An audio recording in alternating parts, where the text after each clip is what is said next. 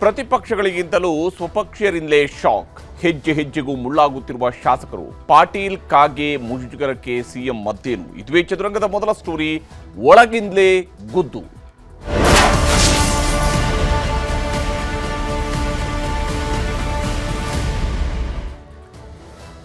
CM ಸಿದ್ದರಾಮಯ್ಯನವರ ಸರ್ಕಾರಕ್ಕೆ ಈಗ ಒಳಗಿಂದಲೇ ಗುದ್ದು ಬೀಳೋದಕ್ಕೆ ಶುರುವಾಗಿದೆ. ಶಾಸಕರೇ ಒಬ್ಬರಾದ ಮೇಲೊಬ್ರು ಮಾತನಾಡ್ತಾ ಇದ್ದಾರೆ, ಭ್ರಷ್ಟಾಚಾರದ ಆರೋಪ ಮಾಡ್ತಾ ಇದ್ದಾರೆ. ಸಚಿವರು ಅಲ್ಲಿ ತನಕ ರಾಜೀನಾಮೆ ಕೊಟ್ಟು ಇರೋದು ಸೂಕ್ತ, ತನಿಖೆ ಎದುರಿಸೋದು ಒಳ್ಳೆಯದು ಅನ್ನುವಂತಹ ಸಲಹೆಯನ್ನು ಕೊಡ್ತಾ ಇದ್ದಾರೆ. ತನಿಖೆಗೆ ಮನವಿಗಳು ಬರ್ತಾ ಇದ್ದಾವೆ, ಪತ್ರಗಳು ಬರ್ತಾ ಇದ್ದಾರೆ.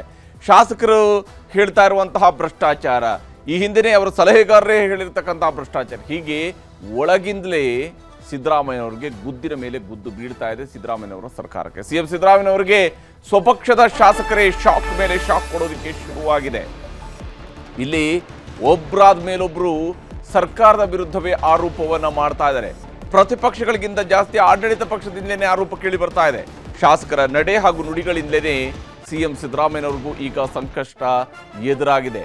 ಹೌದು, ಶಾಸಕರಿಗೆ ಸರಿಯಾದಂತಹ ಅನುದಾನ ಕೊಡ್ತಾ ಇಲ್ಲ, ಸಿಗ್ತಾ ಇಲ್ಲ ಎಂಬಲ್ಲಿಂದ ಶುರುವಾಗಿರುವಂತಹ ಸಿಟ್ಟು ಈಗ ನಾನಾ ಹಂತವನ್ನು ದಾಟಿ ಬರ್ತಾ ಇದೆ. ಒಂದು ಕಡೆಯಲ್ಲಿ ಗ್ಯಾರಂಟಿ ಕೊಟ್ಟಿದ್ದೀವಿ ಅಂತ ಹೇಳ್ತಿದ್ದಾರೆ, ಮತ್ತೊಂದು ಕಡೆಯಲ್ಲಿ ಸ್ವಪಕ್ಷದ ಶಾಸಕರ ಸಿಟ್ಟಿಗೆ ಸರ್ಕಾರವೇ ಗುರಿ ಆಗ್ತಾ ಇದೆ. ಶಾಸಕರೇ ಆರೋಪ ಮಾಡ್ತಾ ಇದ್ದಾರೆ, ಈ ಸರ್ಕಾರದಲ್ಲಿ ಭ್ರಷ್ಟಾಚಾರ ಇದೆ, ಈ ಸರ್ಕಾರದಲ್ಲಿ ದುಡ್ಡು ಕೊಡದಿದ್ರೆ ಯಾವುದೂ ಆಗಲ್ಲ, ಈ ಸರ್ಕಾರದಲ್ಲಿ ದುಡ್ಡು ಕೊಡದಿದ್ರೆ ಮನೆ ಸಿಗಲ್ಲ. ಇಲ್ಲಿವರೆಗೂ ಕೂಡ ಇಂತಹ ಆಪಾದನೆಗಳು ಯಾವಾಗ ತಮ್ಮದೇ ಸರ್ಕಾರದ ವಿರುದ್ಧ ತಮ್ಮದೇ ಶಾಸಕರು ಮಾತಾಡ್ತಾರೋ ಆಗ ಸರ್ಕಾರದ ವ್ಯವಸ್ಥೆ ಒಳಗಡೆ ಏನೋ ಹೆಚ್ಚು ಕಡಿಮೆ ಆಗ್ತಾ ಇದೆ ಅನ್ನುವಂಥದ್ದು ಗೋಚರಿಸೋದಕ್ಕೆ ಶುರುವಾಗುತ್ತೆ. ಅಂಥದ್ದೇ ವಾತಾವರಣ ಈಗ ಸದ್ಯಕ್ಕೆ ರಾಜ್ಯ ಸರ್ಕಾರದ ವಿರುದ್ಧ ಶುರುವಾದಂತೆ ಭಾಸವಾಗ್ತಾ ಇದೆ. ಭ್ರಷ್ಟಾಚಾರದಲ್ಲಿ ಕರ್ನಾಟಕ ನಂಬರ್ 1 ಅನ್ನುವಂತಹ ಮಾತನ್ನ ಈ ಹಿಂದೆ ಹೇಳಿದಂಥವರು ಮುಖ್ಯಮಂತ್ರಿಯವರ ಸಲಹೆಗಾರರಾಗಿರ್ತಕ್ಕಂತಹ ಬಸವರಾಜ ರಾಯರೆಡ್ಡಿಯವರು. ಭ್ರಷ್ಟಾಚಾರದಲ್ಲಿ ಕರ್ನಾಟಕ ನಂಬರ್ 1, ಇಡೀ ಸರ್ಕಾರಕ್ಕೆ ಇದರಿಂದಾಗಿ ಮುಜುಗರವನ್ನು ತಂದಿಡುವಂತಹ ಕೆಲಸವನ್ನ ಬಸವರಾಜ ರಾಯರೆಡ್ಡಿಯವರು ಮಾಡಿದ್ರು. ಆ ಮೂಲಕವಾಗಿ ನಂತರ ಸಮಜಾಯಿಷಿಗಳನ್ನು ಬೇರೆ ಬೇರೆ ಸ್ವರೂಪಗಳಲ್ಲಿ ಕೊಟ್ಟಿದ್ದಾರೆ. ಅದು ಇದೇ ಒಂದೇ ಸರ್ಕಾರ ಅಲ್ಲ, ಈ ಹಿಂದಿನೆಲ್ಲ ಸರ್ಕಾರಗಳು ಸೇರ್ಕೊಂಡು ಈ ರೀತಿಯಂಥ ಮಾತುಗಳು ಹೇಳಿದ್ದಾರೆ. ಆದರೆ ಭ್ರಷ್ಟಾಚಾರದಲ್ಲಿ ಕರ್ನಾಟಕ ನಂಬರ್ 1 ಅನ್ನುವಂಥದ್ದು ಸಿದ್ದರಾಮಯ್ಯನವರು ಏನು ಹೇಳಿದಾರಲ್ಲ ತಮ್ಮ ಬಜೆಟ್ ಭಾಷಣದಲ್ಲಿ, ಭ್ರಷ್ಟಾಚಾರವನ್ನು ಕಿತ್ತೊಗೆಯೋದಿಕ್ಕೆ ಬೇಕಾದ ಪ್ರಯತ್ನವನ್ನು ನನ್ನ ಸರ್ಕಾರ ಮಾಡುತ್ತೆ ಅಂತ ಹೇಳಿ ಅದರ ವಿರುದ್ಧದ ಮಾತುಗಳಾಗಿದ್ದು. ಇನ್ನು ಅಕ್ರಮ ಗಣಿ ತನಿಖೆಯನ್ನು ಚುರುಕು ಮಾಡಿಲ್ಲ, ಅದು ಇನ್ನಷ್ಟು ಚುರುಕಾಗಬೇಕು ಅನ್ನುವಂತಹ ಸುದೀರ್ಘ ಪತ್ರವನ್ನು ಮುಖ್ಯಮಂತ್ರಿಯವರಿಗೆ HK ಪಾಟೀಲ್ರು ಬರೆದ್ರು. ಈ ಮೂಲಕವಾಗಿ ಸರ್ಕಾರದ ಕಾನೂನು ಸಚಿವರೇ ಸರ್ಕಾರಕ್ಕೆ ಹೇಳ್ತಾ ಇದ್ದಾರೆ, ನಾವು ನಡೆಸ್ತಾ ಇರುವಂತಹ ತನಿಖೆ ಫಾಸ್ಟ್ ಆಗಿ ಆಗ್ತಾ ಇಲ್ಲ, ಚುರುಕು ಆಗ್ತಾ ಇಲ್ಲ ಅನ್ನೋದನ್ನ ಸರ್ಕಾರದ ಸಚಿವರೇ ಹೇಳ್ತಾ ಇದ್ದಾರೆ. ಈ ರೀತಿಯಾದಂತಹ ವ್ಯವಸ್ಥೆ ಹಾಗಾದ್ರೆ ಆಡಳಿತದಲ್ಲಿದೆ ಅಂತೇಳಿ. ಕಾಸು ಕೊಟ್ಟವರಿಗಷ್ಟೇ ಆಶ್ರಯ ಮನೆ ರಾಜಕಾರಣದಲ್ಲಿ ಈ ಆಡಿಯೋ ಈಗಾಗಲೇ ಸೌಂಡ್ ಮಾಡ್ತಾ ಇದೆ. ಇಲ್ಲಿ BR ಪಾಟೀಲ್ರು, ಅದು ನನ್ನದೇ ವಾಯ್ಸ್, ನಾನೇ ಮಾತನಾಡಿದ್ದು, ಎಲ್ಲವನ್ನು ಕೂಡ ಕೇಳ್ಕೊಂಡಿದ್ದಾರೆ. ಹೀಗಾಗಿ ಕಾಸು ಕೊಟ್ಟವರಿಗಷ್ಟೇ ಆಶ್ರಯ ಮನೆ ಸಿಗ್ತಾ ಇದೆ. ನೋಡಿ, ಆಶ್ರಯ ಮನೆ ಕೊಡ್ತಾ ಇರುವಂಥದ್ದೇನೆ ಬಡವರಿಗೆ, ಕಡು ಬಡವರಿಗೆ. ಅಂಥದ್ರಲ್ಲಿ ಸರ್ಕಾರ ಆಶ್ರಯ ಮನೆ ಕೊಡೋದಕ್ಕೂ ಕೂಡ ದುಡ್ಡು ತಗೊಳ್ತಾ ಇದೆ ಅನ್ನುವಂತಹ ಮಾತಿದೆಯಲ್ಲ, ಅಧಿಕಾರಿಗಳು ಆಶ್ರಯ ಮನೆ ಹಂಚಿಕೆ ಮಾಡೋದಕ್ಕೂ ದುಡ್ಡು ತಗೊಳ್ಳೋದಿದೆಯಲ್ಲ, ಇದು ಅತ್ಯಂತ ಗಂಭೀರವಾಗಿರ್ತಕ್ಕಂಥ ಆರೋಪ ಮತ್ತು ಇಂಥದನ್ನು ಸಹಿಸಿಕೊಳ್ಳೋದಕ್ಕೆ ಸಾಧ್ಯನೇ ಇಲ್ಲದಿರ್ತಕ್ಕಂಥ ಆರೋಪ. ಅಂಥದ್ದೊಂದು ಆರೋಪವನ್ನು ಮಾಡಿದ್ದಾರೆ BR ಪಾಟೀಲ್ರು. ನನ್ನ ಪರಿಸ್ಥಿತಿಯು BR ಪಾಟೀಲ್ ರೀತಿಯದ್ದೇ. ಇನ್ನೆರಡು ದಿನಗಳಲ್ಲಿ ನಾನು ರಾಜೀನಾಮೆ ಕೊಟ್ಟೇನು, ರಾಜೀನಾಮೆ ಕೊಡೋದಕ್ಕೂ ಕೂಡ ನಾನು ನಿರ್ಧರಿಸಿದ್ದೇನೆ ಅನ್ನುವಂತಹ ಧಾಟಿಯಲ್ಲಿ ಮಾತನಾಡ್ತಾ ಇದ್ದಾರೆ ರಾಜು ಕಾಗೆಯವರು ಕೂಡ ಈ ಹಿಂದೆ ಅಸಮಾಧಾನಗಳನ್ನು ವ್ಯಕ್ತಪಡಿಸಿದ್ದಾರೆ. ನಾನಾ ಹಂತಗಳಲ್ಲಿ ಶಾಸಕರಾಗಿ ಅವರು ಅಸಮಾಧಾನ ವ್ಯಕ್ತಪಡಿಸಿದ್ದಾರೆ. ಅನುದಾನ ಸಿಗ್ತಾ ಇಲ್ಲ ಅಂತ ಹೇಳ್ತಿದ್ದಾರೆ. ಈಗ ಹೇಳ್ತಿದ್ದಾರೆ 25 ಕೋಟಿ ರೂಪಾಯಿ ಮಂಜೂರಾಗಿದೆ, ಆದರೆ ವರ್ಕ್ ಆರ್ಡರ್ ಸಿಗ್ತಾ ಇಲ್ಲ. ಇದ್ಯಾವ ರೀತಿಯಾದಂತಹ ಹಾಗಾದ್ರೆ ಮಂಜೂರಾತಿ ಕ್ರಮ ಅನ್ನುವಂಥದ್ದು ಒಬ್ಬ ಶಾಸಕರಾಗಿ ರಾಜು ಕಾಗೆಯವರಿಗೂ ಕೂಡ ಆಶ್ಚರ್ಯಕ್ಕೆ ಕಾರಣ ಆಗಿದೆ. ಮತ್ತೊಂದು ಕಡೆಯಲ್ಲಿ ಬೇಳೂರು ಗೋಪಾಲಕೃಷ್ಣ ಅವರು ಇದೇ ಸಂದರ್ಭದಲ್ಲಿ ಸಚಿವ ಜಮೀರ್ ಅಹಮದ್ ಖಾನ್ ಅವ್ರಿಗೊಂದು ಸಲಹೆಯನ್ನು ಕೊಟ್ಟಿದ್ದಾರೆ. ಜಮೀರ್ ರಾಜೀನಾಮೆ ಕೊಡುವಂಥದ್ದು ಉತ್ತಮ, ತಪ್ಪಿಲ್ದಿದ್ರೆ ಮತ್ತೆ ಅವರು ವಾಪಸ್ ಬರಬಹುದು, ಅವ್ರೇನು ತಪ್ಪು ಮಾಡಿಲ್ಲ ಅಂತ ಹೇಳಿದ್ರೆ ಮತ್ತೆ ವಾಪಸ್ ಬರಬಹುದು, ಆದರೆ ಈಗ ಅವರು ರಾಜೀನಾಮೆ ಕೊಡೋದು ಉತ್ತಮ ಅನ್ನುವಂತಹ ಮಾತನ್ನು ಬೇಳೂರು ಗೋಪಾಲಕೃಷ್ಣ ಅವರು ಹೇಳಿದ್ದಾರೆ. ಹೀಗೆ ಸರ್ಕಾರಕ್ಕೆ ಬೇರೆಯವರು ರಾಜೀನಾಮೆ ಕೇಳೋದಕ್ಕಿಂತ ಮುಂಚಿತವಾಗಿ ಸರ್ಕಾರದವರೇ ರಾಜೀನಾಮೆಯನ್ನು ಕೇಳ್ತಾ ಇದ್ದಾರೆ. ಸ್ವಪಕ್ಷದಿಂದಲೇ ಶಾಕ್ಗಳು ಎದುರಾಗ್ತಾ ಇದ್ದಾವೆ. ಕಾಂಗ್ರೆಸ್ ಸರ್ಕಾರಕ್ಕೆ ಪದೇ ಪದೇ ಶಾಸಕರಿಗೆ ಶಾಕ್ ಅನ್ನು ಕೊಡ್ತಾ ಇರುವಂಥದ್ದು. ಒಬ್ರು ಹೇಳ್ತಾರೆ ಭ್ರಷ್ಟಾಚಾರ ಇದೆ ಅಂತಾರೆ, ಮತ್ತೊಬ್ರು ಹೇಳ್ತಾರೆ ದುಡ್ಡು ಕೊಟ್ಟು ಮನೆ ತಗೊಳ್ಬೇಕಾಗಿದೆ, ಮತ್ತೊಬ್ರು ಹೇಳ್ತಾರೆ ತನಿಖೆ ಆಗ್ತಾ ಇಲ್ಲ, ಇನ್ನೊಬ್ರು ಹೇಳ್ತಾರೆ 25 ಕೋಟಿ ಕೊಟ್ಟಿದ್ದಾರೆ ಆದರೆ ವರ್ಕ್ ಆರ್ಡ್ರೇ ಸಿಗ್ತಾ ಇಲ್ಲ ಅಂತೇಳಿ ಸಿಎಂ ಸಿದ್ದರಾಮಯ್ಯರವ್ರನ್ನ ಪದೇ ಪದೇ ಇಕ್ಕಟ್ಟಿಗೆ ಸಿಲುಕಿಸ್ತಾ ಇದ್ದಾರೆ ಅವರದೇ ಪಕ್ಷದ ಶಾಸಕರು, ಅವರದೇ ಪಕ್ಷದ ಶಾಸಕರು ಹೇಳ್ತಾ ಇರುವಂತಹ ಮಾತುಗಳಿವು. ಹಾಗೆ ನೋಡಿದರೆ ಪ್ರತಿಪಕ್ಷದ ಶಾಸಕರುಗಳಿಂದ ಇಂಡಿವಿಜುವಲ್ ಆಗಿ ಇಂತಹ ಆಪಾದನೆಗಳು ಬಂದಿದ್ದು ಬಹಳ ಕಡಿಮೆ. ಆದರೆ ಇಂಡಿವಿಜುವಲ್ ಆಗಿ ಆಪಾದನೆ ಬರ್ತಾ ಇರುವಂಥದ್ದು ಆಡಳಿತ ಪಕ್ಷದ ಶಾಸಕರಿಂದ ಅನ್ನುವಂಥದ್ದು ವಿಶೇಷ. ಇಲ್ಲಿ ಕಾಗವಾಡ ಶಾಸಕ ರಾಜು ಕಾಗೆ ಈಗ ಹೊಸ ಬಾಂಬನ್ನು ಹಾಕಿರುವಂಥದ್ದು. ಬಹಳ ಮುಖ್ಯವಾಗಿ ರಾಜು ಕಾಗೆ ಅವರು, ಕಾಗವಾಡದ ಶಾಸಕರು ಹೇಳ್ತಾ ಇದ್ದಾರೆ, ಆಡಳಿತ ವ್ಯವಸ್ಥೆ ವಿರುದ್ಧ ಅವರ ಅಸಮಾಧಾನವನ್ನು ಹೊರಗೆ ಹಾಕಿದ್ದಾರೆ. ನನಗೂ ತೊಂದರೆ ಆಗ್ತಾ ಇದೆ, BR ಪಾಟೀಲ್ ಹೇಳ್ತಾರ ಅದೇ ಸ್ವರೂಪದಲ್ಲಿ ನನಗೂ ತೊಂದರೆ ಆಗ್ತಾ ಇದೆ ಅಂತೇಳಿ ರಾಜು ಕಾಗೆ ಅವರು ಹೇಳ್ತಾ ಇದ್ದಾರೆ. ಅಷ್ಟರ ಮಟ್ಟಿಗೆ ಅವರು ರೋಸು ಹೋಗಿದ್ದಾರೆ. CM 25 ಕೋಟಿ ರೂಪಾಯಿ ಅನುದಾನವನ್ನು ಕೊಟ್ಟರು, ಅದರ ಕೆಲಸ ಆಗ್ತಾ ಇಲ್ಲ. 25 ಕೋಟಿ ರೂಪಾಯಿನ ಮುಖ್ಯಮಂತ್ರಿಯವರು ಕೊಟ್ಟಿದ್ದಾರೆ, ಅದರ ಕೆಲಸ ಆಗ್ತಾ ಇಲ್ಲ. ಅದರ ವರ್ಕ್ ಆರ್ಡರ್ ಕೂಡ ಬರ್ತಾ ಇಲ್ಲ. ಅಂದರೆ ಇದನ್ನ 2 ವರ್ಷಗಳಾದರೂ ಕೂಡ ವರ್ಕ್ ಆರ್ಡರ್ ಕೊಟ್ಟಿಲ್ಲ ಅಂತೇಳಿ ಅವರು ಕಿಡಿಕಾರ್ತಾ ಇದ್ದಾರೆ. 25 ಕೋಟಿ ರೂಪಾಯಿ ಕ್ಷೇತ್ರಕ್ಕೆ ಬರ್ತಾ ಇದೆ, ಆದರೆ ವರ್ಕ್ ಆರ್ಡರ್ ಬರ್ತಾ ಇಲ್ಲ ಅಂತಂದ್ರೆ ಯಾವ ವರ್ಕ್ ನಡೆಯುತ್ತೆ ಇಲ್ಲಿ? ಯಾವ ವರ್ಕ್ ಈ ಕ್ಷೇತ್ರದಲ್ಲಿ ನಡೆಯೋದಕ್ಕೆ ಸಾಧ್ಯ? ಹೀಗಾಗಿ ಈ ಮಾತುಗಳು ಈಗ ಶಾಸಕರಿಂದ ವ್ಯಕ್ತವಾಗ್ತಾ ಇರುವಂತಹ ಅಭಿಪ್ರಾಯ. ಶೀಘ್ರವೇ ಶಾಸಕ ಸ್ಥಾನಕ್ಕೆ ರಾಜೀನಾಮೆ ನೀಡೋದಾಗಿ ಕೂಡ ಅವರು ಬೆದರಿಕೆಯನ್ನು ಹಾಕಿದ್ದಾರೆ. ನಾನು ಹಿಂಗೆ ಆದರೆ ನಾನು ರಾಜೀನಾಮೆನ ಕೊಡೋದೇ ಸೂಕ್ತ ಅಂತ ಹೇಳ್ಕೊಂಡು ರಾಜೀನಾಮೆ ಕೊಡ್ತಾರೋ ಬಿಡ್ತಾರೋ ಅದು ಎರಡನೇ ಮಾತು. ಆದರೆ ಆಡಳಿತ ಪಕ್ಷದ ಶಾಸಕರೊಬ್ಬರಿಂದ ರಾಜೀನಾಮೆಯ ಮಾತು ಬರೋದಿದೆಯಲ್ಲ, ಇದು ಬಹಳ ಗಂಭೀರವಾಗಿರ್ತಕ್ಕಂಥ ವಿಚಾರ. ಆಡಳಿತ ವ್ಯವಸ್ಥೆಯಲ್ಲಿ ಬಿಗಿಯನ್ನು ಹಾಗಾದ್ರೆ ಕಳ್ಕೊಳ್ತಿದ್ದಾರ ಅನ್ನೋಂಥ ಅನುಮಾನವನ್ನು ಹುಟ್ಟು ಹಾಕತ್ತೆ. ರಾಜು ಕಾಗೆ ಅವರ ಮಾತನ್ನು ನಿಮ್ಗೆ ತೋರಿಸ್ತೀನಿ. ನಾನು ನೋಡಪ್ಪ ಸ್ಪಷ್ಟವಾಗಿ ಹೇಳ್ತೀನಿ, ಆ BR ಪಾಟೀಲ್ ಹೇಳಿದ್ರಲ್ಲ ಅವ್ರ ಆಪ್ತ ನಮ್ದು ಪರಿಸ್ಥಿತಿ ಆಗೈತಿ. BR ಪಾಟೀಲ್ ಹೇಳಿದ್ರಿಲ್ಲ ಏನೇ ಹೇಳ್ತ ಅದೇನ್ ಸುಳ್ಳಲ್ಲ, ಅದು ಖರೇನ ಐತೆ. ಅದ ನಂದು ತಗೋರಿ ಅದನ್ನ. ರಾಜು ಕಾಗೆ ಅವರು BR ಪಾಟೀಲ್ಗೆ ಬೆಂಬಲಿಸು ಮತ್ತೆ ಇದನ್ನ ನನ್ನ 2 ವರ್ಷ ಆಯ್ತ್ರಿ ಕಾಯಿ ಹೊಡೆದ. ವಿಶೇಷ ಅನುದಾನ ಕೊಟ್ರೆ ಸೀರಿಯಸ್ ಐತಿದಾವ ಇಲ್ವಲ್ಲ. ವಿಶೇಷ ಅನುದಾನ ಮುಖ್ಯಮಂತ್ರಿ ವಿಶೇಷ ಅನುದಾನ 25 ಕೋಟಿ ಕೊಟ್ಟರು. 25 ಕೋಟಿದಲ್ಲಿ 12 ಕೋಟಿ ರೂಪಾಯಿ ರಸ್ತೆ ತಗೊನಿ, 13 ಕೋಟಿ ರೂಪಾಯಿ ಸಮುದಾಯ ಭವನ ತಗೊನಿ, 13 ಕೋಟಿ ರೂಪಾಯಿ 2 ವರ್ಷ ಆಯ್ತು ನಮಗೆ. ಎಂದು ಕೊಟ್ಟಿದಾರ ಅದನ್ನ ಅನುದಾನ, ಎಂದು ನಾವು ಪ್ರಪೋಸಲ್ ಕೊಟ್ಟಿದ್ದೀವಿ, ಇದುವರೆಗೆ ವರ್ಕೌಟ್ ಕೊಟ್ಟಿಲ್ಲ. ಇದು ಎಲ್ಲ ವ್ಯವಸ್ಥೆ ಅನ್ನೋದೆಲ್ಲ ರಾಜ್ಯದಲ್ಲಿ ಅಡ್ಮಿನಿಸ್ಟ್ರೇಷನ್ ಆಡಳಿತ ಸಂಪೂರ್ಣ ವಿಫಲವಾಗಿದೆ. ನನಗೆ ಮನಸ್ಸಿಗೆ ನೋವಾಗಿದೆ. ನಾನು ರಾಜೀನಾಮೆ ಕೊಡುವ ನಿಟ್ಟಿನಲ್ಲಿ ನನ್ನ ಮನಸ್ಥಿತಿ ಬಂದಿದೆ. ನಾನು 2 ದಿನದಲ್ಲಿ ಹೋಗಿ ಮುಖ್ಯಮಂತ್ರಿ ಭೇಟಿಯಾಗಿ ರಾಜೀನಾಮೆ ಕೊಟ್ಟರು ಅದಕ್ಕೇನು ಬಹಳ ಆಶ್ಚರ್ಯ ಇಲ್ಲ.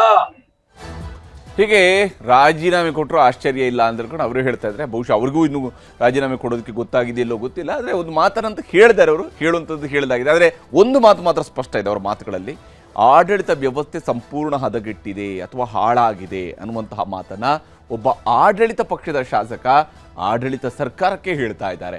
ಸರ್ಕಾರಕ್ಕೆ ತೀವ್ರ ಮುಜುಗರವನ್ನು ತಂದಿಟ್ಟಿರುವಂಥದ್ದು BR ಪಾಟೀಲ್ರ ಮಾತು. ಇದು ಬಹಳ ಗಂಭೀರವಾದಂತಹ ಮಾತು ಮತ್ತು ಬಹಳ ಬಲವಾದಂತಹ ಗುದ್ದನ್ನು ಕೊಟ್ಟಿದ್ದಾರೆ BR ಪಾಟೀಲ್ರು ರಾಜ್ಯ ಸರ್ಕಾರಕ್ಕೆ. ವಸತಿ ಇಲಾಖೆಯ ಆಶ್ರಯ ಮನೆಗಳು ಕಾಸು ಕೊಟ್ಟವರಿಗಷ್ಟೇ ಅನ್ನುವಂತಹ ಆಡಿಯೋ ಬಾಂಬ್ ಏನಿತ್ತಲ್ಲ, ಇದು ಸಹಜವಾಗಿದೆ.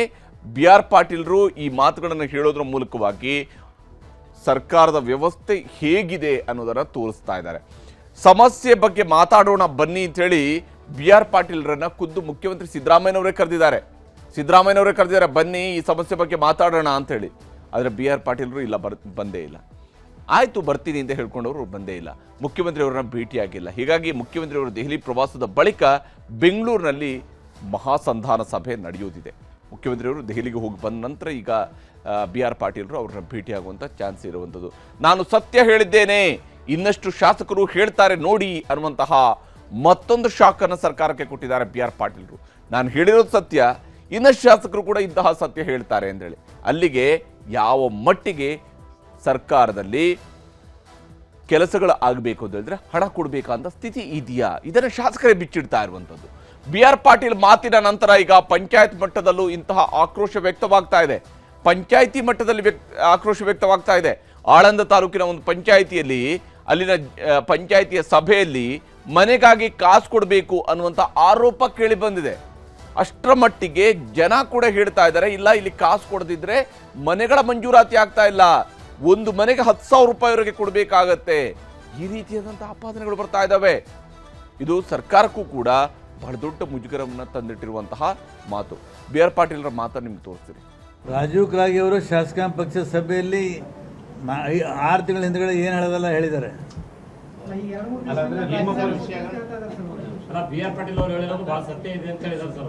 ಇನ್ನ ಭಾಳ ಮಂದಿ ಹೇಳೋರು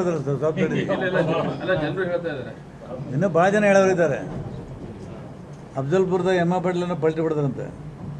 ಏನಾಗಿದ್ರಿ ಅವ್ರಿಗೆ? ಅವರು ಅವರು ಅವರು ಅವರು ಅಫ್ಜಲ್ಪುರದೇ ಫೋನ್ ಬಂದ ನನಗೆ. ಸ್ವಲ್ಪ ವಿಶ್ಲೇಷಣೆ. ಹೌದು, ಅಲ್ಲ ನಮ್ಮಲ್ಲಿ ಯಾವ ಹಂಗಾಗಿಲ್ಲ ಅಂತ ಹೇಳ್ಯಾರಂತೆ. ನಾನು ಇಡೀ ಕ್ಷೇತ್ರಕ್ಕೆ ಬೇಡಿ ಪತ್ರಕ್ಕೆ ಬೆಲೆ ಇಲ್ಲ 3 ಸಲ. ಆ ಗ್ರಾಮ ಪಂಚಾಯತಿ ಚೇರ್ಮನ್ ಮುಖಾಂತರ ಓದೋದಕ್ಕೆ ಬೆಲೆ ಬಂದಿದೆ ಅಂದ್ರೆ ಸ್ಟ್ರಾಂಗ್ ಯಾರು ಇದೆ ಸರ್ಕಾರದಾಗ. ನಿಮ್ಮ ಪತ್ರದಲ್ಲಿ ಏನಂತ ಇತ್ತು ಸರ್? ಅಂದರೆ ಮನೆಗಳನ್ನು ಹಂಚಿರಿ ಎತ್ಕೊಂಡಿದೆ. ನನ್ನ ಕ್ಷೇತ್ರಕ್ಕೆ ಬಡವರಿಗೆ ಮನೆಗಳಿಲ್ಲ, 6,000 ಮನೆ ಕೊಡ್ರಿ ಅಂತ ನಾ ಮಂತ್ರಿಯವರಿಗೆ ರಿಕ್ವೆಸ್ಟ್ ಲೆಟರ್ ಕೊಟ್ಟಿದ್ದೆ. 1 ಮನೆ ಕೊಡಲಿಲ್ಲ, 3 ಲೆಟರ್ ಕೊಟ್ಟೆ, ಕೊಡಲಿಲ್ಲ. ಏನಿಲ್ಲ ಎಲ್ಲಿದ್ದೀರಿ ಅಂತ ಕೇಳಿದ್ರು, ಆಳಂದಾಗಿದ್ದೀನಿ ಅಂದೆ. ಯಾವಾಗ ಬರ್ತೀವಿ ಬೆಂಗಳೂರಿಗೆ? ಬರ್ತೀನಿ ಅಂತಂದೆ. ರಾಯಚೂರು ಬರ್ತಾ ಇಲ್ಲ ಅಂದ್ರೆ ನಾನು ಕರೆದಿಲ್ಲ, ನಾ ಬರಲಂದೆ. ಆಯ್ತು 25ಕ್ಕೆ ನಾನು ಡೆಲ್ಲಿಗೆ ಹೋಗಿ ಬರ್ತೀನಿ, ಸಾಯಂಕಾಲ ಸಿಗು ಅಂದ. ಆಯ್ತು ಬರ್ತೀನಿ ಅಂತ ಹೇಳಿದೆ. ಗೊತ್ತಿದ್ರೆ ಜಗತ್ತಿಗೆ ಗೊತ್ತಾದ ಮೇಲೆ ಹೀಗೆ ಮುಖ್ಯಮಂತ್ರಿಯವರು ಕರೆದಿದ್ದಾರೆ, ಬರ್ತೀನಿ, ಮಾತನಾಡ್ತೀನಿ, 25ರ ನಂತರ ಮಾತಾಡ್ತೀನಿ ಅಂತ ಹೇಳುವಂಥ ಮಾತುಗಳನ್ನು BR ಪಾಟೀಲ್ ಹೇಳ್ತಿದ್ದಾರೆ. ಇಲ್ಲಿ ಒಬ್ಬರಾದ ಮೇಲೊಬ್ಬರು ಈ ರೀತಿಯಾದ ಮಾತನ್ನು ಹೇಳ್ತಾ ಇರುವಾಗಲೇ ಬೇಳೂರು ಗೋಪಾಲಕೃಷ್ಣ ಅವರು ಇನ್ನೊಂದು ಬಾಂಬ್ ಸಿಡಿಸಿದ್ದಾರೆ. ದಗದಗರಿ ಉರಿತಾ ಇರುವಂತಹ ಬೆಂಕಿಗೆ ತುಪ್ಪ ಸುರಿಯುವಂತಹ ಮಾತನ್ನು ಸಾಗರದ ಶಾಸಕರಾಗಿರುವಂತಹ ಬೇಳೂರು ಗೋಪಾಲಕೃಷ್ಣ ಅವರು ಮಾಡಿದ್ದಾರೆ. ಆರೋಪ ಕೇಳಿ ಬಂದಿರುವ ಕಾರಣಕ್ಕೆ ಜಮೀರ್ ಅವರು ರಾಜೀನಾಮೆ ನೀಡುವಂಥದ್ದು ಸೂಕ್ತ ಅನ್ನುವಂತಹ ಒಂದು ಉಚಿತ ಸಲಹೆಯನ್ನು ಸಚಿವ ಜಮೀರ್ ಅಹಮದ್ ಖಾನ್ ಅವರಿಗೆ ಬೇಳೂರು ಗೋಪಾಲಕೃಷ್ಣ ಅವರು ಕೊಟ್ಟಿದ್ದಾರೆ. ವಸತಿ ಸಚಿವ ಜಮೀರ್ ಅಹಮದ್ ರಾಜೀನಾಮೆಯನ್ನ ಬೇಳೂರು ಗೋಪಾಲಕೃಷ್ಣ ಅವರು ಕೂಡ ಕೇಳ್ತಾ ಇದ್ದಾರೆ. ಇರಲಿ, ಅವರು ಒಂದು ರಾಜೀನಾಮೆ ಕೊಡಲಿ, ವಸತಿ ಇಲಾಖೆಯಲ್ಲಿ ಅಕ್ರಮ ಬಗ್ಗೆ ಸಚಿವ ಜಮೀರ್ ತನಿಖೆಗೆ ಒಳಪಡಿಸಬೇಕು ಅನ್ನುವಂತಹ ಮಾತನ್ನ ಇಲ್ಲಿ ಹೇಳ್ತಾ ಇದ್ದಾರೆ. ಮತ್ತು ಈ ಮೂಲಕವಾಗಿ ಅವರ ತನಿಖೆಯನ್ನು ಮಾಡಿಸಬೇಕಾಗಿದೆ ಅನ್ನುವಂತಹ ಅಂಶವನ್ನು ಕೂಡ ಇಲ್ಲಿ ಹೇಳ್ತಾ ಇದ್ದಾರೆ. ಬೇಳೂರವ್ರ ಮಾತನ್ನು ತೋರಿಸ್ತೀನಿ. ಇವತ್ತು ಒಬ್ಬ ಹಿರಿಯ ಸದಸ್ಯರು ಇವತ್ತು ಏನು ಅಪಾದನೆ ಮಾಡಿದ್ದಾರೆ, ನನ್ನ ಲೆಕ್ಕ ಇದೇನಾದ್ರು ತನಿಖೆ ಮಾಡಿ ಅದು ತಪ್ಪಿಸೋ ಥರ ಮಂತ್ರಿ ರಾಜೀನಾಮೆ ಕೊಡೋದು ಒಳ್ಳೆಯದಾಗುತ್ತೆ ನನ್ನ ಲೆಕ್ಕ. ಇದರಲ್ಲಿ 2 ಮಾತಿಲ್ಲ ಇದರಲ್ಲಿ. ಯಾಕಂದರೆ ಇವತ್ತು ಬೇರೆ ಬೇರೆ ಹಗರಣದಲ್ಲೂ ಸಹ ಇವಾಗ ಕೆಲವರೆಲ್ಲ ರಾಜೀನಾಮೆ ಕೊಟ್ಟು ಇವತ್ತು ನೋಡಿದ್ದೀರಿ. ಅದು ತಪ್ಪು ಆಗಿಲ್ಲ ಅಂತ ಹೇಳಿದ್ರೆ ಮತ್ತೆ ಅವ್ರು ತಗೊಳ್ಳೋಕೆ ಅವಕಾಶ ಇರುತ್ತೆ. ಆ ಥರ ಏನಾರು ಇದ್ದರೆ ಅವ್ರು ರಾಜೀನಾಮೆ ಕೊಟ್ಟು ಇವತ್ತು ಹೋಗೋದು ಯಾರೇ ನಮ್ಗೆ ಗೊತ್ತಾ, ಸಂಬಂಧಪಟ್ಟ ಯಾರಿದ್ದಾರೆ ನಮ್ಗೆ ಗೊತ್ತಿಲ್ಲ. ಆ ಥರ ಏನಿದ್ರೆ ರಾಜೀನಾಮೆ ಕೊಡೋದು ಒಳ್ಳೆಯದು ಅಂತ ನನ್ನೊಂದು. ಹೀಗೆ ಆ ಥರ ಏನಾದಿದ್ರೆ ರಾಜೀನಾಮೆ ಕೊಡೋದು ಒಳ್ಳೆಯದು ಅನ್ನುವಂಥ ಮಾತನ್ನು ಗೋಪಾಲಕೃಷ್ಣ ಅವರು ಹೇಳಿದ್ದಾರೆ. ಇದರ ನಡುವೆ ಮುಖ್ಯಮಂತ್ರಿ ಸಿದ್ದರಾಮಯ್ಯನವರು ಎಲ್ಲ ವಿಚಾರಗಳಿಗೂ ಕೂಡ ಪ್ರತಿಕ್ರಿಯೆಯನ್ನು ಕೊಟ್ಟಿದ್ದಾರೆ. ಅವರ ಮಾತುಗಳನ್ನು ನಿಮಗೆ ತೋರಿಸ್ತೀನಿ. ನನ್ನ ಜೊತೆ ಮಾತಾಡ್ತೀನಿ ಬಿಡಪ್ಪ. ನೀನ್ ಅಸಮಾಧಾನ ಹೋಗ್ಲಾಡಿಸಿಯ ಅಸಮಾಧಾನ ಹೋಗ್ಲಾಡಿಸೋರು ನಾನು ಕರೆದು ಮಾತಾಡ್ತೀನಿ. ನಾನು ಯಾರು ಅವ್ರ ಜೊತೆ ಕರೆದು ಮಾತಾಡ್ತೀನಿ. ಏನು ಅನುದಾನ ಕೊಟ್ಟಿದ್ದಂತ? ವಿಶೇಷ ಅನುದಾನ ಅಂತ ಇದೆಯಾ ಬಜೆಟ್ನಲ್ಲಿ? CM ಅನುದಾನ ಅಂತ ಇದೆಯಾ? ಹೇಳ್ತಾರಪ್ಪ, ನಾವು ಗ್ರ್ಯಾಂಟ್ಸ್ ಕೊಡೋದನ್ನೆಲ್ಲ ವಿಶೇಷ ಅನುದಾನ ಅಂತ ಕರೀತಾರೆ. ಅದು CM ಅನುದಾನ ಅಂತ ಇಲ್ಲ, ವಿಶೇಷ ಅನುದಾನ ಕೊಡ್ಬೇಕಾದ್ರೆ ಕೊಡೋದ್ ಕಡೆ ಕೊಡ್ತೀವಿ ಅಷ್ಟೇ. ಕರೆದು ಮಾತಾಡ್ತೀವಿ. ಗೊತ್ತಿಲ್ಲ ನನಗೆ ಯಾವ ಈ ಸನ್ನಿವೇಶದಲ್ಲಿ ಹೇಳಿದ್ದಾರೆ ಅಂತ ಗೊತ್ತಿಲ್ಲ ನನಗೆ. ನಾನು ತಿಳ್ಕೊಳ್ತೀನಿ, ತಿಳ್ಕೊಂಡು ಆಮೇಲೆ ಮಾತಾಡ್ತೀನಿ. ಹೀಗೆ ಒಬ್ಬರಾದ ಮೇಲೊಬ್ಬರು ಆರೋಪವನ್ನು ಮಾಡ್ತಾ ಇದ್ದಾರೆ.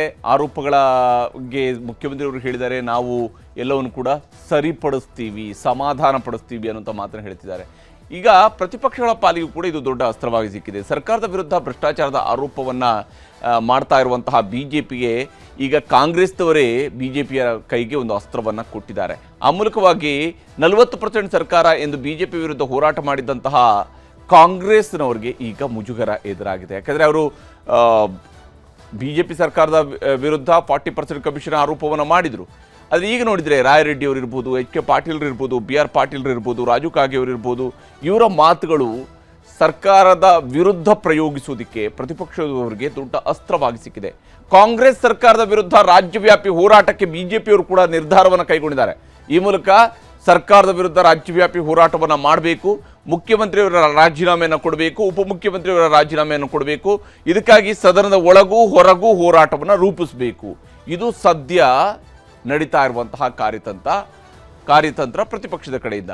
ಮುಂಗಾರು ಅಧಿವೇಶನದಲ್ಲೂ ಭ್ರಷ್ಟಾಚಾರದ ಆರೋಪಗಳನ್ನೇ ಅಸ್ತ್ರ ಮಾಡಿಕೊಳ್ಳೋದಕ್ಕೆ BJPಯವರು ತಯಾರಿಯನ್ನು ಮಾಡ್ಕೊಂಡಿದ್ದಾರೆ. ಸರ್ಕಾರದ ವಿರುದ್ಧ ಇಂಥದ್ದೊಂದು ದೊಡ್ಡ ಅಸ್ತ್ರವನ್ನು ಮಾಡಬೇಕು ಅಂತ ಹೇಳಿ BJPಯ ನಾಯಕರುಗಳು ಏನೇನು ಹೇಳ್ತಿದ್ದಾರೆ ಅನ್ನೋದು ನಿಮಗೆ ತೋರಿಸ್ತೀನಿ. ಕಾಂಗ್ರೆಸ್ ಶಾಸಕ ರಾಜು ಕಾಗೆ ಕೂಡ ಇವತ್ತು ಈ ಸರ್ಕಾರದಲ್ಲಿ ಹಣ ಕೊಡದೆ ಯಾವುದು ಕೂಡ ಸೈನ್ ಆಗ್ತಿಲ್ಲ. ರಾಜು ಕಾಗೆ ಅಂತಲ್ಲ, ಅಂಥವ್ರು 10 ಜನ ಇದ್ದಾರೆ. ಒಬ್ಬೊಬ್ಬರೇ ಬಾಯಿ ಬಿಡ್ತಾರೆ, ನೀವೇ ಕಾದು ನೋಡಿ. ನನಗೆ ಅರ್ಥ ಆಗೋದಿಲ್ಲ. ಸಂಪುಟದ ಸಹೋದ್ಯೋಗಿಗಳು ಸಂಪುಟದಲ್ಲಿ ಚರ್ಚೆ ಮಾಡ್ಬೋದು, ವೈಯಕ್ತಿಕ ಚರ್ಚೆ ಮಾಡ್ಬೋದು, ಆದರೆ ಬಹಿರಂಗವಾಗಿ ಪತ್ರ ಬರೀತಾರೆ ಅಂತಂದರೆ ಈ ರಾಜ್ಯದಲ್ಲಿ ಸಂಪುಟದಲ್ಲೂ ಕೂಡ ಸಾಮರಸ್ಯ ಇಲ್ಲ, ಒಬ್ರಿಗೊಬ್ಬರು ವಿಶ್ವಾಸ ಇಲ್ಲ, ಮತ್ತು ಅವರು ಎತ್ತುವಂಥ ವಿಚಾರಗಳಿಗೆ ಸ್ಪಂದನೆ ಸಿಗೋದಿಲ್ಲ ಅಂತ ಹೇಳಿ ಬಹಿರಂಗಗೊಳಿಸ್ತಾ ಇದ್ದಾರೆ ಅಂತ ನನಗೆ ಅನಿಸ್ತಾ ಇದೆ. ಮೂಗಿಗೆ ತುಪ್ಪ ಒರೆಸುವಂಥ ಕೆಲಸ ಸಿದ್ದರಾಮಯ್ಯ ಮಾಡ್ತಾರೆ. ಈಗ ಹೇಳಿದ್ರಲ್ಲ 15 ಕೋಟಿನ 30 ಕೋಟಿ ಕೊಟ್ಟಂಗೆ ಮಾಡೋದು, ಟೆಂಡರ್ ಆಗೋಂಗಿಲ್ಲ, ಅದಕ್ಕೆ ಅನುದಾನ ಸ್ಯಾಂಕ್ಷನ್ ಇಲ್ಲ, ಅಂದರೆ ಸುಮ್ಮನೆ ವರ್ಕ್ ಆರ್ಡರ್ ಕೊಡೋಂಗಿಲ್ಲ, ಅಂದ್ರೆ ಸುಮ್ಮನೆ ಮೂಗಿಗೆ ತುಪ್ಪ ಹಚ್ಚೋ ಕೆಲಸ ಇವತ್ತು ಮಾಡ್ತಾ ಇದ್ದಾರೆ. ಹೀಗಾಗಿ ರಾಜೀವ್ ಕಾಗೆ ಅವರು ಹೇಳಿದ ಇದರಲ್ಲಿ ಬಹಳಷ್ಟು ಸತ್ಯಾಂಶ ಇದೆ. ಮಗನ ಪಟ್ಟ ಭದ್ರ ಮಾಡೋದಿಕ್ಕೆ ಸರ್ಕಸ್, ಮಗನ ಅಸ್ತಿತ್ವಕ್ಕಾಗಿ ಅಪ್ಪ ಅಖಾಡಕ್ಕೆ. BSY ಎಂಟ್ರಿಯಿಂದ ಬಿಜೆಪಿಗೆ ಬೂಸ್ಟ್ ಸಿಗುತ್ತಾ? ಇದುವೇ ಚದುರಂಗದ 2ನೇ ಸ್ಟೋರಿ. ಅಖಾಡಕ್ಕಿಳಿದ ಅಪ್ಪ.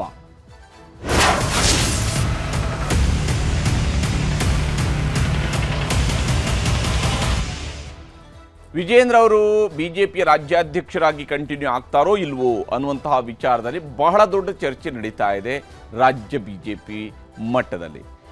ವಿಜೇಂದ್ರ ಅವರೇ ಕಂಟಿನ್ಯೂ ಆಗ್ತಾರೆ ಅನ್ನುವಂಥದ್ದು ವಿಜೇಂದ್ರ ಸೇರಿದಂತೆ ಅವರ ಆಪ್ತವಲಯ ಮತ್ತು ಅನೇಕರು ಹೇಳ್ತಾ ಇರುವಂತಹ ಮಾತಾದರೆ, ಮತ್ತೊಂದು ಕಡೆಯಲ್ಲಿ ಇಲ್ಲ ವಿಜೇಂದ್ರ ಅವರನ್ನು ಬದಲಾವಣೆ ಮಾಡಲೇಬೇಕು ಅಂತ ಹೇಳುವಂತಹ ಜೆಂಡಾ ಹಿಡ್ಕೊಂಡು ಓಡಾಡ್ತಾ ಇರುವಂತಹ, ಅದನ್ನೇ ಅಜೆಂಡಾ ಮಾಡ್ಕೊಂಡಿರ್ತಕ್ಕಂತಹ ಬಿಜೆಪಿಯೊಳಗಿನ ಪ್ರತಿಪಕ್ಷ ಅಥವಾ ಬಿಜೆಪಿಯ ಬಂಡಾಯ ನಾಯಕರುಗಳ ಗುಂಪು ಇದೆಯಲ್ಲ, ಅದು ಆ ಕೆಲಸವನ್ನು ನಿರಂತರವಾಗಿ ಮಾಡ್ತಿದೆ. ಇದರ ನಡುವೆ ಯಡಿಯೂರಪ್ಪನವರು ಅಧಿಕೃತವಾಗಿ ತಮ್ಮ ಎಂಟ್ರಿಯನ್ನು ಕೊಟ್ಟಿದ್ದಾರೆ. ಅವರು ಮೊನ್ನೆ ಘೋಷಣೆ ಮಾಡಿದರು, ಸೋಮವಾರದಿಂದ ನಾನು ಪ್ರತಿನಿತ್ಯ ರಾಜ್ಯ ಕಚೇರಿಗೆ ಬಂದು ಕುಳಿತು ಇಲ್ಲಿ ಕಾರ್ಯಕರ್ತರ ಅಹವಾಲುಗಳನ್ನು ಆಲಿಸ್ತೀನಿ ಅಂತ ಹೇಳಿದರು. ವಿಜೇಂದ್ರ ರಾಜ್ಯಾಧ್ಯಕ್ಷ ಪಟ್ಟವನ್ನು ಭದ್ರಪಡಿಸೋದಕ್ಕೆ ಈಗ ಅಪ್ಪ ಸರ್ಕಸ್ ಅನ್ನು ಶುರು ಮಾಡಿದ್ದಾರೆ. ಇಲ್ಲಿ ಯಡಿಯೂರಪ್ಪ ಅವರೇ ಮುಂದೆ ನಿಂತು ಮಗನ ಪಟ್ಟವನ್ನು ಭದ್ರಪಡಿಸುವಂಥದಕ್ಕೆ ಬೇಕಾದಂತಹ ಕಾರ್ಯಕ್ರಮಗಳನ್ನು ರೂಪಿಸ್ತಾ ಇದ್ದಾರೆ. ಅಮಿತ್ ಶಾ ಅವರು ಬಂದು ಹೋದ ಮೇಲೆ ಫುಲ್ ಆಕ್ಟಿವ್ ಆಗಿದ್ದಾರೆ BS ಯಡಿಯೂರಪ್ಪನವರು. ವಿಜೇಂದ್ರ ರಾಜ್ಯಾಧ್ಯಕ್ಷರಾಗಿ ಮುಂದುವರಿಸೋದಕ್ಕೆ ಕಾರ್ಯಕರ್ತರ ಜೊತೆಗೂ ಕೂಡ ಅವರು ಸಮಾಲೋಚನೆಗಳನ್ನು ಮಾಡ್ತಾ ಇದ್ದಾರೆ.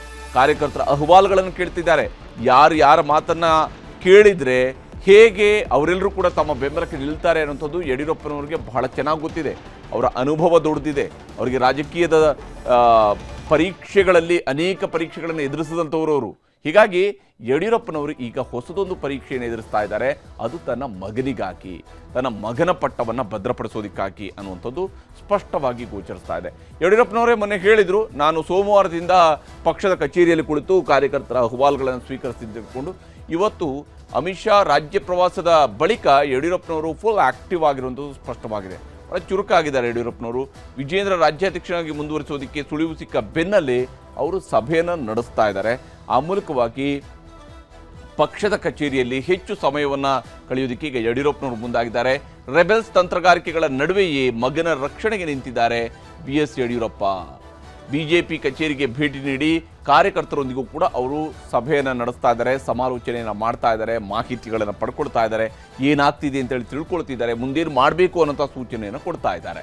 ಬಿಜೆಪಿ ಸಂಸ್ಥಾಪಕರ ಸ್ಮೃತಿ ದಿನ ಹಾಗೂ ಜನ್ಮ ದಿನಾಚರಣೆ ನೆಪದಲ್ಲಿ ಇವತ್ತು ಅವರು ಸಭೆಯನ್ನು ನಡೆಸಿದ್ದಾರೆ. ಪಕ್ಷದ ಕಚೇರಿಗೆ ಬಂದು ಆ ಕಾರ್ಯಕ್ರಮದಲ್ಲಿ ಭಾಗಿಯಾಗಿ ನಂತರ ಮಾಧ್ಯಮ ವಿಭಾಗದ ಸಭೆಯನ್ನು ಮಾಡಿ ಪ್ರಸಕ್ತ ಬೆಳವಣಿಗೆಗಳ ಬಗ್ಗೆ ಚರ್ಚೆಯನ್ನು ನಡೆಸಿದ್ದಾರೆ. ಯಡಿಯೂರಪ್ಪನವರು ಏನೇನು ನಡೀತಿದೆ ಅನ್ನೋದನ್ನು ಮಾಧ್ಯಮ ವಿಭಾಗದ ಮೂಲಕವಾಗಿ ಕೂಡ ತಿಳ್ಕೊಳ್ಳುವಂತಹ ಪ್ರಯತ್ನವನ್ನು ಯಡಿಯೂರಪ್ಪನವರು ಮಾಡಿದ್ದಾರೆ. ಯಾಕಂದರೆ ಅವ್ರಿಗೆ ಗೊತ್ತಿದೆ ಯಾವ್ಯಾವ ವಿಚಾರಗಳನ್ನು ಎಲ್ಲಿಂದ ಶುರು ಮಾಡಬೇಕಾಗುತ್ತೆ ಅಂತೇಳಿ. ಅನುಸರಿಸಬೇಕಾದಂತಹ ಕ್ರಮಗಳ ಬಗ್ಗೆ ಸಲಹೆ ಸೂಚನೆಯನ್ನು ಯಡಿಯೂರಪ್ಪನವರು ನೀಡಿದ್ದಾರೆ. ಹೇಗೆ ನಾವು ಮುಂದಿನ ದಿವಸಗಳಲ್ಲಿ ಕೆಲಸವನ್ನು ಮಾಡಬೇಕಾಗಿದೆ ಅನ್ನೋದನ್ನು ಕೂಡ ಯಡಿಯೂರಪ್ಪನವರು ಹೇಳ್ತಿದ್ದಾರೆ. ಚುನಾವಣೆಗೆ ಪಕ್ಷವನ್ನು ಸಜ್ಜುಗೊಳಿಸೋದಕ್ಕೆ ಹೌದು ಮಗ ಪಟ್ಟದಲ್ಲಿ ಕುಳಿತಿದ್ರು ಕೂಡ ಅಪ್ಪ ಅದಕ್ಕೆ ಬೆಂಗಾವಲಾಗಿ ನಿಲ್ಲಬೇಕಂತ ಅನಿವಾರ್ಯತೆ ಇವತ್ತು ಯಡಿಯೂರಪ್ಪನವರಿಗೂ ಕೂಡ ಇದ್ದೇ ಇದೆ. ಹೀಗಾಗಿಯೇ ಪಕ್ಷದ ಕಚೇರಿಗೆ ಭೇಟಿ ಕೊಟ್ಟು ಕಾರ್ಯಕರ್ತರ ಅಹವಾಲುಗಳನ್ನು ಸ್ವೀಕರಿಸುವಂತಹ ಕೆಲಸವನ್ನು ಯಡಿಯೂರಪ್ಪನವರು ಶುರು ಮಾಡಿದ್ದಾರೆ. ಅದರ ಜೊತೆಗೇ ವಾರಕ್ಕೊಮ್ಮೆ ಜಿಲ್ಲೆಗಳಿಗೆ ಭೇಟಿ ಕೊಡ್ತೀನಿ ಅನ್ನೋಂಥ ಘೋಷಣೆ ಮಾಡಿದ್ದಾರೆ. ವಾರಕ್ಕೊಂದು ದಿವಸ ಆದರೂ ನಾನು ಜಿಲ್ಲೆಗಳಿಗೆ ಭೇಟಿ ಕೊಡ್ತೀನಿ, ಒಂದು ದಿವಸದಲ್ಲಿ 1 ಅಥವಾ 2 ಜಿಲ್ಲೆಗಳಿಗೆ ಭೇಟಿ ಕೊಡ್ತೀನಿ ಒಂದು ವಾರದಲ್ಲಿ ಅನ್ನುವಂಥದ್ದು ಯಡಿಯೂರಪ್ಪನವರ ತೀರ್ಮಾನ. ಮುಖಂಡರ ಬೇಡಿಕೆಗಳ ಅನುಸಾರವಾಗಿ ಪ್ರವಾಸವನ್ನು ಮಾಡುವಂಥದ್ದು ಅಂತೇಳಿ, ಅಂದರೆ ಯಾವ ಮುಖಂಡರು ಯಾವ ಜಿಲ್ಲೆಗೆ ಕರೀತಾರೋ ಆ ಜಿಲ್ಲೆಗೆ ಹೋಗುವಂಥದ್ದು, ಆ ಜಿಲ್ಲೆಗಳಲ್ಲಿ ಯಡಿಯೂರಪ್ಪನವರು ಪ್ರವಾಸ ಮಾಡುವಂಥದ್ದು. ಇನ್ನು ಸರ್ಕಾರದ ವೈಫಲ್ಯ, ಭ್ರಷ್ಟಾಚಾರ ಮತ್ತು ಹಗರಣಗಳ ಬಗ್ಗೆ ಪಕ್ಷದ ಕಾರ್ಯಕರ್ತರಿಗೆ ಜಿಲ್ಲಾ ಮಟ್ಟದಲ್ಲೂ ಕೂಡ ಮನವರಿಕೆ ಮಾಡಿಕೊಡಬೇಕು ಅನ್ನುವಂಥದ್ದು ಸದ್ಯಕ್ಕೆ ಯಡಿಯೂರಪ್ಪನವರ ಪ್ಲಾನ್. ಮತ್ತು ಪಕ್ಷವನ್ನ ಇನ್ನೊಂದು ಬಾರಿ ಅಧಿಕಾರಕ್ಕೆ ತರಬೇಕು ಅಂತೇಳಿ ಅದಕ್ಕಾಗಿ ಹೋರಾಟದ ಜಾಗೃತಿಯನ್ನು ಮೂಡಿಸಬೇಕಿದೆ. ಯಾಕಂದರೆ ಯಡಿಯೂರಪ್ಪನವರಿಗೆ ಕರ್ನಾಟಕದ ಉದ್ದಗಲಕ್ಕೂ ಕೂಡ, ಅದು ಬೀದರ್ನಿಂದ ಚಾಮರಾಜನಗರದವರೆಗೆ ಇರಬಹುದು ಅಥವಾ ಮಂಗಳೂರಿನಿಂದ ಕಾರವಾರದಿಂದ ಕೋಲಾರದವರೆಗೆ ಇರಬಹುದು, ಯಾವುದೇ ಜಿಲ್ಲೆಗಳಲ್ಲಾದರೂ ಅವರು ಹೋರಾಟಗಳನ್ನು ಮಾಡೋದಕ್ಕೆ ಮುಂಚೂಣಿಯಲ್ಲಿ ನಿಲ್ಲುವಂಥವರು ಯಡಿಯೂರಪ್ಪ. ಹೀಗಾಗಿ ಪಕ್ಷದ ಕಾರ್ಯಕರ್ತರನ್ನ ಇಂತಹ ಹೋರಾಟಗಳಿಗೆ ಸಜ್ಜುಗೊಳಿಸುವುದಕ್ಕೆ ಬೇಕಾದಂತಹ ತಂತ್ರಗಾರಿಕೆಯನ್ನು ರೂಪಿಸ್ತಾ ಇದ್ದಾರೆ. ಸಂಘಟನಾ ಕಾರ್ಯತಂತ್ರಗಳ ಮೂಲಕವಾಗಿ ಪಕ್ಷಕ್ಕೆ ಮತ್ತಷ್ಟು ಬಲ ತುಂಬುವಂಥದ್ದು ಸದ್ಯಕ್ಕೆ ಯಡಿಯೂರಪ್ಪನವರ ಮುಂದಿರುವಂತಹ 1 ಪಾಯಿಂಟ್ ಅಜೆಂಡಾ. ಆ 1 ಪಾಯಿಂಟ್ ಅಜೆಂಡಾದ ಮುಂದುವರಿದ ಲಾಭದ ಲೆಕ್ಕ ಬಂದಾಗ ಮಗನ ಸೀಟು ಭದ್ರಗೊಳ್ಳಬೇಕು ಅನ್ನುವಂಥದ್ದು ಇಲ್ಲಿರುವಂಥದ್ದು. ಯಡಿಯೂರಪ್ಪನವರು ಏನೇನು ಮಾತನಾಡಿದ್ದಾರೆ ಅನ್ನೋದು ನಿಮ್ಗೆ ತೋರಿಸ್ತೀನಿ. ಬರ್ತೀನಿ ಅಂತ ಹೇಳಿದ್ದೇನೆ. ವಾರಕ್ಕೊಂದು ದಿವಸ ಒಂದೊಂದು ಜಿಲ್ಲೆಗೆ ಹೋಗ್ತೇನೆ. ಇನ್ನೊಂದು 3-4 ದಿವಸದಲ್ಲಿ ಬೇರೆ ಯಾವ ಜಿಲ್ಲೆಗೆ ಹೋಗಬೇಕು ಅಂತ ನಮ್ಮ ಮುಖಂಡರಿಗೆ ಹೇಳ್ತಾರೋ ಅಲ್ಲಿಂದ ನಾನು ಪ್ರವಾಸ ಮಾಡ್ತೇನೆ. ಪ್ರತಿ ವಾರ ಒಂದು ಜಿಲ್ಲೆಗೆ ಹೋಗಿ ಎಲ್ಲ ಸರ್ಕಾರದ ವೈಫಲ್ಯತೆಗಳ ಬಗ್ಗೆ, ಭ್ರಷ್ಟಾಚಾರದ ಹಗರಣಗಳ ಬಗ್ಗೆ ಇನ್ನೇನು ಮಾಹಿತಿಗಳಿದೆ ಎಲ್ಲ ಸಂಗತಿಗಳನ್ನು ನಾನು ಸಾರ್ವಜನಿಕ ಸಭೆ ಮಾಡಲ್ಲ, ಪ್ರಾರಂಭದಲ್ಲಿ ಕಾರ್ಯಕರ್ತರ ಸಭೆ ಮಾಡಿ ಕಾರ್ಯಕರ್ತರಿಗೆ ಮನವರಿಕೆಯನ್ನು ಮಾಡಿ ಅವರು ಹೋರಾಟದಲ್ಲಿ ಪಾಲ್ಗೊಳ್ಳೋದಕ್ಕೆ ಅವ್ರನ್ನ ಒಂದು ಜಾಗೃತಗೊಳಿಸುವಂಥ ಪ್ರಯತ್ನವನ್ನು ಮಾಡೋನಿದ್ದೇನೆ. ಅರೆ, ಯಾವಾಗ ಯಡಿಯೂರಪ್ಪನವರು ಈ ರೀತಿಯಾಗಿ ಪ್ರವಾಸಕ್ಕೆಲ್ಲ ರೆಡಿ ಆಗ್ತಾ ಇದ್ರೆ, ಮತ್ತೊಂದು ಕಡೆಯಲ್ಲಿ ಬಿಜೆಪಿಯ ರೆಬೆಲ್ಸ್ ತಮ್ಮದೇ ಆದಂತಹ ಅಭಿಪ್ರಾಯವನ್ನು ವ್ಯಕ್ತಪಡಿಸ್ತಾ ಇದ್ದಾರೆ. ನಿನ್ನೆ ಮೊನ್ನೆ ಅಮಿತ್ ಶಾಜಿಯವ್ರು ಬಂದು ಭಾಳ ಬೈದಾರ ಸರ್, ನೀನು ಅಯೋಗ್ಯದಿ, ನಾಲಾಯಕದಿ, ಪಾಪ ಅವ್ರ ಅಪ್ಪ ಅಡ್ಡ ಹೇಳಕತ್ತಾನೆ ಬಿ ಜೆ ಪಿ ಆಫೀಸಿಗೆ. ಅದಕ್ಕೆ ನಾನು ಏನಾರು ನನ್ನ ಮಗನ ಅಧ್ಯಕ್ಷ ತೆಗೆದುಬಿಟ್ರೆ ನಾನು ಸಾಯ್ತೀನಿ, ನಾ ಜೀವಂತ ಇರೋದಿಲ್ಲ. ಈಗ ಹೊಸ ನಾಟಕ ಕಂಪ್ನಿ ಚಾಲು ಆಗೈತೆ. ಇವ್ರು ಸಾಯಿದ್ರ ಸಲಾಗಿ ಬಿ ಜೆ ಪಿ ಸಾಯಿ ಹೊಡಿಬಾರ್ದು ಕೇಂದ್ರದವ್ರು. ಇವ್ರು ಏನಾರು ಇವ್ರ ಕುಟುಂಬದ ಏನು ಜಗಳ ಇತ್ತೋ ನಮ್ಗೆ ಗೊತ್ತಿಲ್ಲ. ಅಂದ್ರೆ ಕರ್ನಾಟಕದಲ್ಲಿ ಅರಾಜಕತೆ ನಿರ್ಮಾಣ ಆಗಿದೆ. ಮುಂದಕ್ಕೆ ಸ್ವತಂತ್ರವಾಗಿ 130, 140 ಸೀಟ್ಗಳನ್ನು ತರಬೇಕು ಅನ್ನೋದಾದರೆ ಈ ವ್ಯವಸ್ಥೆ ಬದಲಾವಣೆ ಆಗಬೇಕು ಅನ್ನೋದು ನಮ್ಮೆಲ್ಲರ ಅಭಿಪ್ರಾಯಗಳಿದ್ದಾವೆ. ಯಾಕಂದರೆ ಇದನ್ನು ಪರಾಮರ್ಶೆ ಮಾಡಲಿಲ್ಲ ಅಂದರೆ ಮುಂದಕ್ಕೆ ದಿನಗಳಲ್ಲಿ ಭಾಳಷ್ಟು ಸಂಕಷ್ಟಗಳು ಒದಗಿ ಬರ್ತದೆ ಅನ್ನೋದು ನಮ್ಮ ಭಾವನೆ ಇದೆ. ಹಾಗಾಗಿ ಇವಾಗ ಇರ್ತಕ್ಕಂಥ ಆರ್ಗನೈಸೇಷನ್ನ ಮುಂದಕ್ಕೆ ತಗೊಂಡು ಹೋಗ್ತಾರಾ ಅಥವಾ ಏನು ಮಾಡ್ತಾರೆ ಅನ್ನೋ ನಿರ್ಧಾರ ವರಿಷ್ಠರಿಗೆ ಬಿಟ್ಟಿರ್ತಕ್ಕಂಥ ನಿರ್ಧಾರ. ನಮ್ಮ ವಾಯ್ಸನ್ನು ಇವಾಗ ಹೇಳಲಿಲ್ಲ ಅಂದರೆ once it is been set in motion, ಆವಾಗ ಕನ್ಫರ್ಮ್ ಮಾಡಿ ಐದರ್ ಪಾಸಿಟಿವ್ ಇರ್ಬೋದು ಅಥವಾ ನೆಗೆಟಿವ್ ಇರ್ಬೋದು, ನಮಗೆ ಅವರಿಗೆ ಅಂತಲ್ಲ. ಹೀಗೆ ಇಲ್ಲಿ ಬಿಜೆಪಿಯ ಒಳಗಡೆ ಇರುವಂತಹ ಪ್ರತಿಪಕ್ಷ ಅದರಲ್ಲಿ ಒಬ್ಬರನ್ನ ಹೊರಗಡೆ ಹಾಕಿದ್ದಾರೆ, ಆಲ್ರೆಡಿ ಉಚ್ಚಾಟನೆ ಮಾಡಿದ್ದಾರೆ. ಇನ್ನೊಂದಷ್ಟು ಜನ ಇದ್ದಾರೆ ಇನ್ನೂ ಕೂಡ ರೆಬೆಲ್ಸ್ ಆಗಿ, ಅವರುಗಳು ತಮ್ಮ ಅಭಿಪ್ರಾಯವನ್ನು ವ್ಯಕ್ತಪಡಿಸ್ತಾರೆ. ಅವರ ರಣತಂತ್ರವನ್ನು ನೋಡ್ತಾ ಹೋದರೆ ಅಮಿತ್ ಶಾ ಬಂದು ಹೋದ ಮೇಲೆ ರೆಬೆಲ್ಸ್ ಟೀಮ್ ಮತ್ತಷ್ಟು ಚುರುಕಾಗಿದೆ. ಅವರೂ ಕೂಡ ಚುರುಕಾಗಿದ್ದಾರೆ, ಅವರೂ ಕೂಡ ಕೆಲಸ ಶುರು ಮಾಡಿದ್ದಾರೆ ಅವರ ಕೆಲಸವನ್ನು. ಅಮಿತ್ ಶಾ ಬರೋ ಮುನ್ನ ಪ್ರಹ್ಲಾದ್ ಜೋಶಿ ಮತ್ತು ಅಮಿತ್ ಶಾ ಅವರು ಬಂದ ದಿನ ಸೋಮಣ್ಣ ಅವ್ರ ಜೊತೆಗೂ ಕೂಡ ಇವರು ಚರ್ಚೆಯನ್ನು ನಡೆಸಿದರು. ಅಮಿತ್ ಶಾ ಅವರು ಬೆಂಗಳೂರಿಗೆ ಬರೋದಕ್ಕಿಂತ ಮುಂಚಿತವಾಗಿ ಪ್ರಹ್ಲಾದ್ ಜೋಶಿ ಅವ್ರ ಜೊತೆಗೆ ಮತ್ತು ಅವ್ರು ಬಂದ ನಂತರ ವಿ ಸೋಮಣ್ಣ ಅವ್ರ ಜೊತೆಗೆ ಚರ್ಚೆ ನಡೆಸಿದರು. ರಾಜ್ಯಾಧ್ಯಕ್ಷ ಸ್ಥಾನದಿಂದ ವಿಜಯೇಂದ್ರ ಅವರ ಬದಲಾವಣೆಯೊಂದೇ ನಮ್ಮ ಅಜೆಂಡಾ. ಇದು ಸದ್ಯಕ್ಕಿರುವಂತಹ ಇವರ 1 ಪಾಯಿಂಟ್ ಅಜೆಂಡಾ. ಈ ಸಂದೇಶವನ್ನು ಅವರು ಕೊಟ್ಟಿದ್ದಾರೆ ಪಕ್ಷದ ಹಿರಿಯ ನಾಯಕರುಗಳಿಗೆ. ಒಳ ಒಪ್ಪಂದದ ರಾಜಕಾರಣ ಬಿಟ್ಟು ನೇರ ಹೋರಾಟದ ರಾಜಕಾರಣ ಮಾಡಬೇಕು. ಪಕ್ಷ ಒಳ ಒಪ್ಪಂದ ಮಾಡ್ಕೊಳ್ಬಾರ್ದು, ನೇರ ರಾಜಕಾರಣ ಮಾಡಬೇಕು. ಸರ್ಕಾರದ ವೈಫಲ್ಯಗಳ ಬಗ್ಗೆ ಬಿಜೆಪಿ ಸಂಪೂರ್ಣ ಹೋರಾಟವನ್ನು ಮಾಡ್ತಾ ಇಲ್ಲ. ರಾಜ್ಯ ಸರ್ಕಾರ ಪ್ರತಿನಿತ್ಯ ಒಂದಲ್ಲ ಒಂದು ಇಶ್ಯೂಗಳನ್ನು ಕೊಡ್ತಾ ಇದೆ. ಅದನ್ನು ಪ್ರತಿಪಕ್ಷ ಯುಟಿಲೈಸ್ ಮಾಡ್ಕೊಳ್ಳೋದಕ್ಕೆ ಆಗ್ತಾ ಇಲ್ಲ, ಅದನ್ನು ಬಳಕೆ ಮಾಡ್ಕೊಳ್ಳೋಕೆ ಆಗ್ತಾ ಇಲ್ಲ, ಅದನ್ನು ಸರ್ಕಾರದ ವಿರುದ್ಧ ಪ್ರಯೋಗಿಸೋದಕ್ಕೆ ಸಾಧ್ಯ ಆಗ್ತಾ ಇಲ್ಲ. ನಾವು ಯಾರು ಪಕ್ಷ ಬಿಡೋದಿಲ್ಲ, ಪಕ್ಷದಲ್ಲಿ ಇದ್ದುಕೊಂಡೇ ಹೋರಾಟ. ಪಕ್ಷ ಬಿಡ್ತಾ ಇಲ್ಲ ನಾವು, ಆದರೆ ಪಕ್ಷದ ಒಳಗಡೆ ಇದ್ದುಕೊಂಡೇ ನಾವು ಹೋರಾಟ ನಡೆಸ್ತೀವಿ ಅನ್ನುವಂತಹ ಸಂದೇಶವನ್ನು ಈ ರೆಬೆಲ್ಸ್ ಕೊಡ್ತಾ ಇದ್ದಾರೆ. ಬಿಜೆಪಿ ಸಂಘಟನಾ ಕಾರ್ಯತಂತ್ರಗಳ ಬಗ್ಗೆ ಬಂಡಾಯ ನಾಯಕರ ಅನುಮಾನ ಇದೆ, ಅಸಮಾಧಾನ ಇದೆ. ಯಾಕಂದರೆ ಅವ್ರಿಗೆ ಬಹಳಷ್ಟು ಆಕ್ಷೇಪಗಳಿದ್ದಾವೆ, ಅವ್ರನ್ನ ಕೇಳ್ತಾ ಇಲ್ಲ, ಅವ್ರಿಗೆ ಹೇಳ್ತಾ ಇಲ್ಲ ಅನ್ನುವಂತಹ ಸಿಟ್ಟಿದೆ. ಬಿಜೆಪಿ ಸಂಘಟನಾ ಕಾರ್ಯತಂತ್ರಗಳ ಬಗ್ಗೆ ಅವ್ರಿಗಿರುವಂತಹ ಅಸಮಾಧಾನವೇ ಈ ರೆಬೆಲ್ಸ್ ಇನ್ನೂ ಕೂಡ ಅದೇ ರೀತಿಯಂಥ ಬಂಡಾಯವನ್ನು ಮುಂದುವರಿಸ್ಕೊಂಡು ಹೋಗೋದಕ್ಕೆ ಕಾರಣ ಆಗಿದೆ. ಈ ವಿಚಾರದಲ್ಲಿ ಯತ್ನಾಳರು ಮಾತನಾಡಿದರೆ ತೋರಿಸ್ತೀನಿ. ಅಂದಾಗ ಕರ್ನಾಟಕದ ಭಾಳ ಚಿಂತಾಜನಕ ಐತಿ. ಇನ್ನು ಭಗವಂತ ನಮ್ಮ ಕೇಂದ್ರ ಹೈಕಮಾಂಡ್ ಭಾರತೀಯ ಜನತಾ ಪಾರ್ಟಿಯವರಿಗೆ ಒಂದು ರೀತಿ ಆಶೀರ್ವಾದ ಮಾಡಿ ಆದಷ್ಟು ಇಂಥ ಅಯೋಗ್ಯನ ತೆಗೆದು ಒಳ್ಳೆಯವ್ರನ್ನ ರಾಜ್ಯಾಧ್ಯಕ್ಷ ಮಾಡಿ, ಅಡ್ಜಸ್ಟ್ ಇಲ್ಲಾರ್ದವ್ರ ರಾಜ್ಯಾಧ್ಯಕ್ಷ ಮಾಡಿದ್ರೆ ಪಾರ್ಟಿ ಉಳಿತದೆ.